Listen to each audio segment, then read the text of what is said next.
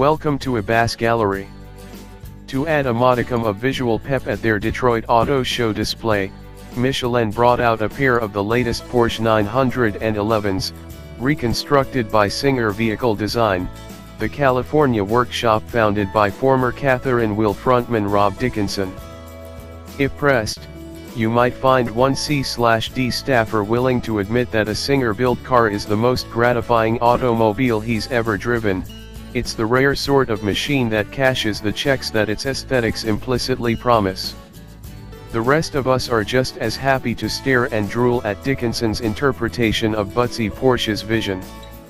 Singer emptied its full bag of tricks into the 964-based cars, including Ed Pink-built 4.0-liter flat sixes and full Öhlins suspension setups.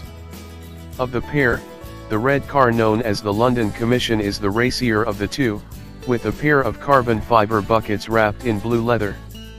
Regrettably, since the car was suspended above the floor, we didn't get a great look at the interior.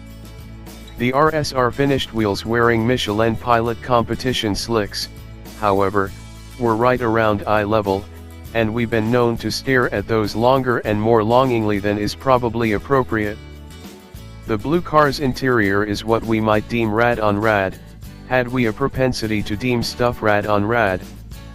Woven leather interiors are nothing new to Singer Vehicle Design's cars. The pattern echoes the classic basket weave material used on early 911s.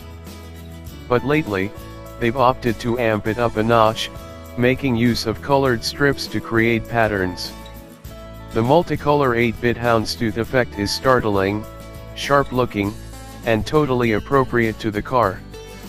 Dubbed the Monaco Commission, the blue machine wears Pilot Sport PS2 rubber, and only the driver's seat is a track-oriented carbon fiber shell. The passenger luxuriates in a 4-way adjustable power seat. Give us a choice between the two, and we'd tear out more than a few hairs before ultimately opting for the blue one, and that's largely on the strength of its magnificent interior. That said, we'd be leaving the red car behind, and that feels like more than a minor travesty.